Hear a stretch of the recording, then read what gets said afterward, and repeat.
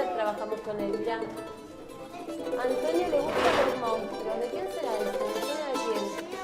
¿Te acordás? Antonio Berni es ese.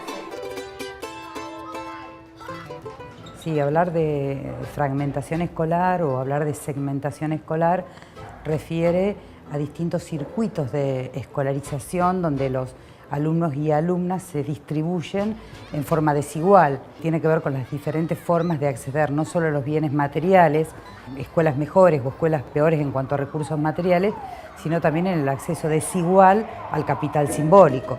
Es decir, la posibilidad de aprender más o aprender menos, de acceder a determinados conocimientos en algunos lugares o no en otros lugares.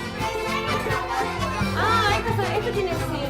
Este después lo vamos a ver si querés. Nació en Europa, en Alemania. El peor momento para el país en términos de fragmentación educativa se produce a partir de los 90. Todos recordarán la ley federal, época de políticas focalizadas donde no tienden a la condición igualitaria o al reconocer la educación como derecho. Si hablamos de los contenidos a ser enseñados, se determinaban contenidos básicos comunes para todo el país y cada provincia, cada escuela determinaba qué enseñaba o qué era lo que pensaba que debía enseñar. Por suerte, a partir de la sanción de la Ley de Educación Nacional y Provincial, se determina la educación como derecho, se extiende la obligatoriedad escolar, particularmente en la provincia de Buenos Aires, en el nivel inicial para la sala de 4 y 5 años, y la educación secundaria. Entonces, esto hace pensar de otra manera el derecho de los niños y jóvenes a acceder a una educación que no solamente consiste en estar dentro de la escuela, sino también aprendiendo.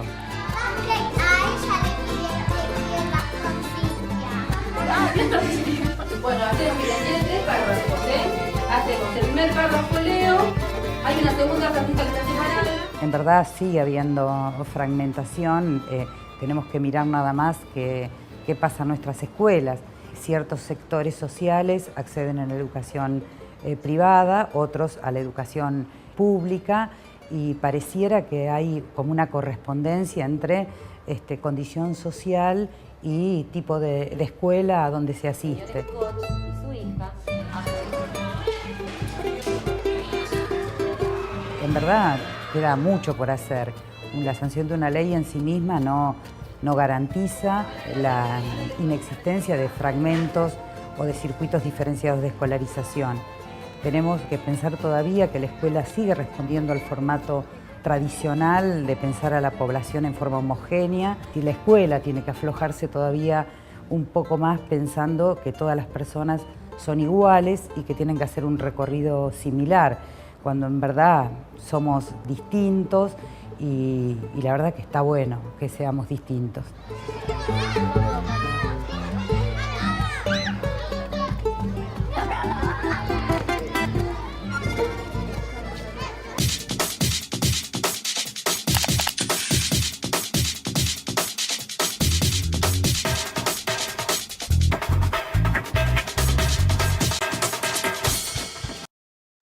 En base de este video, comenzaremos a hablar sobre el texto de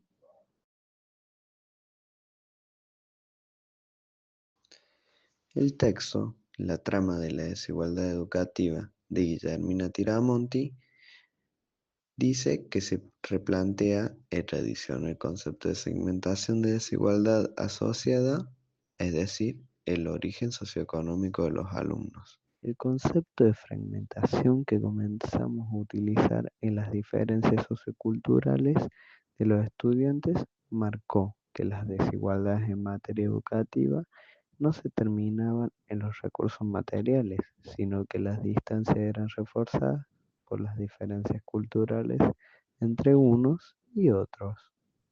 La fragmentación nos permite visualizar una sociedad y un sistema educativo donde cada grupo sociocultural está encerrado en sí mismo y en el cual las formas de vida dentro de cada espacio difieren cada vez más unas que de otras, y las rutas de paso son cada día más estrechas y difíciles de transitar cuando se trata de pasar del margen de un fragmento a otro fragmento que ofrezca mejores posibilidades de vida.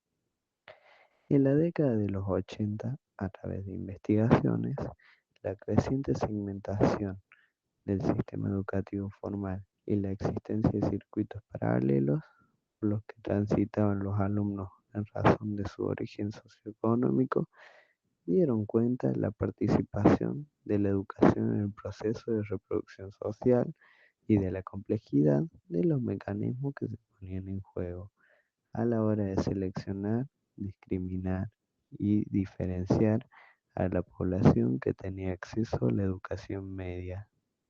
A continuación, analizaremos las principales tendencias identificadas en la investigación. 1. La fragmentación de los marcos normativos.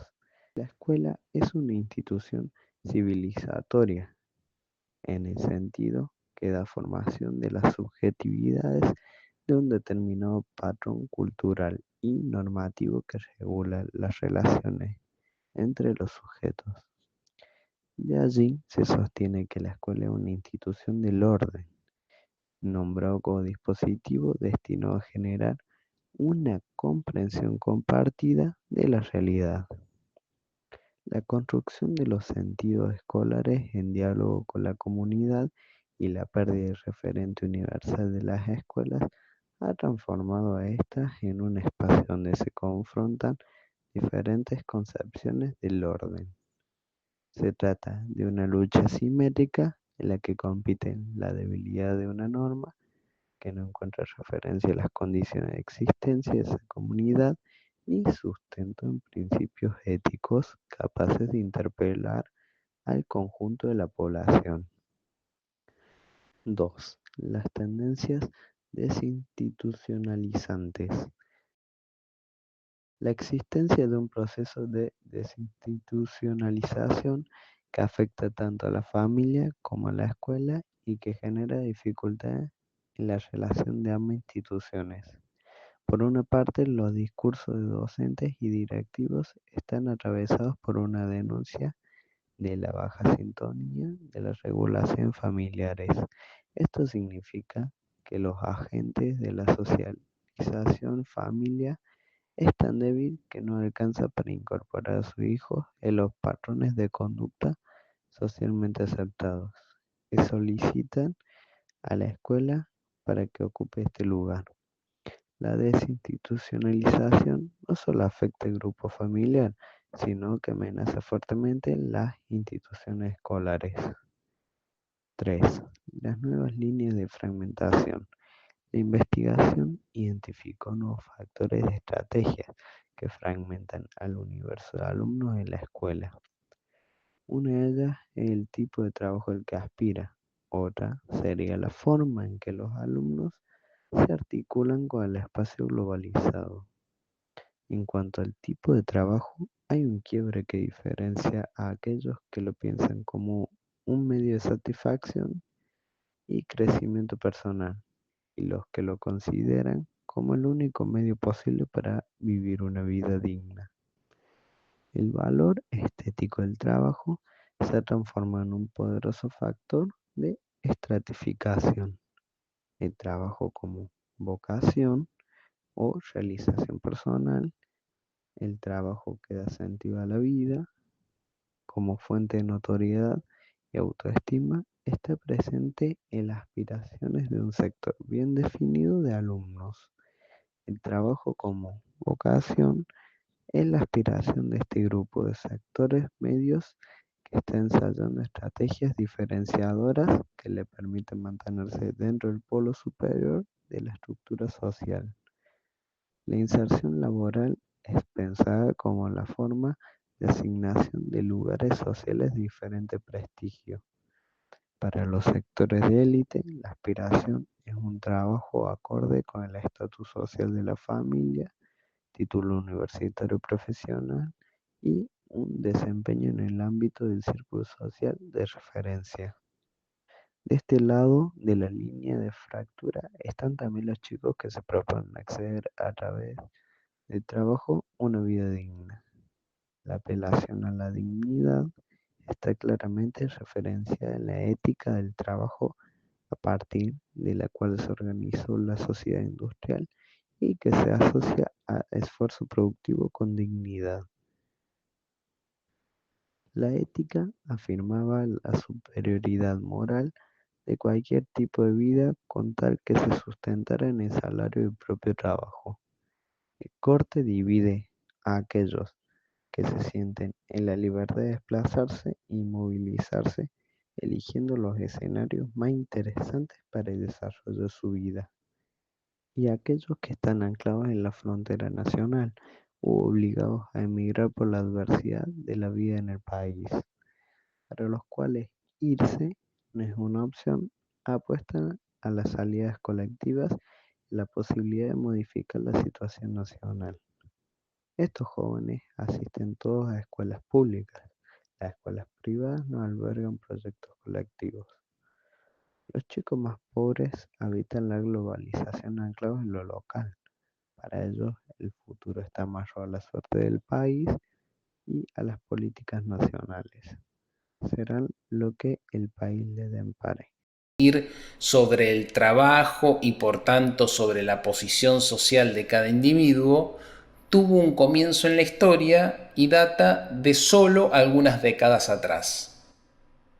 Todo esto lo percibió la sociología cerca del año 1970. Uno de los sociólogos que se interesó en la educación fue Pierre Bourdieu, a quien le pareció muy importante investigar la educación porque se dio cuenta que se había transformado en la institución fundamental que legitimaba la estructura social. Ahora bien, lo primero que comprobó la sociología de la educación es que este tema del mérito no era tan justo que digamos. Es decir, constató mediante miles y miles de datos estadísticos que los individuos de los sectores más desfavorecidos generalmente tenían poco éxito escolar y, viceversa, que los individuos de mejores posiciones sociales tenían mucho mayor éxito académico. ¿Pero por qué sucedía todo esto? La respuesta que da Bourdieu es interesante porque no se limita a una explicación lineal, es decir, no dice que únicamente las desigualdades educativas provienen de desigualdades económicas. No, para Bourdieu la cosa es un poco más complicada. Él descubrió que no solo heredamos de nuestras familias los medios materiales, sino que heredamos muchas cosas que, hasta ese momento, parecían invisibles, como formas de expresión, modos de hacer, maneras de trabajar, de organizarnos, cómo gestionamos nuestro tiempo, cuáles son las mejores técnicas de aprendizaje, etc. Heredamos de nuestro entorno muchas cosas transmitidas inconscientemente, pero que son muy valiosas para lograr un éxito educativo. Para nombrar a todos esos contenidos que el sistema escolar exige y que generalmente no brinda porque pasan de manera desapercibida, Bourdieu inventó un concepto muy famoso, el de capital cultural.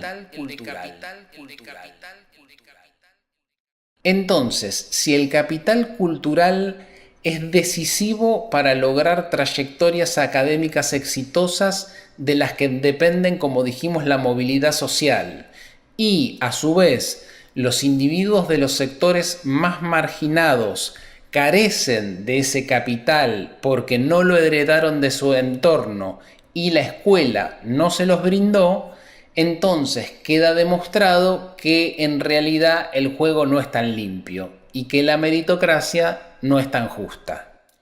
La mayoría de los pobres van a pasar por el sistema educativo y van a volver a los lugares sociales más desfavorecidos.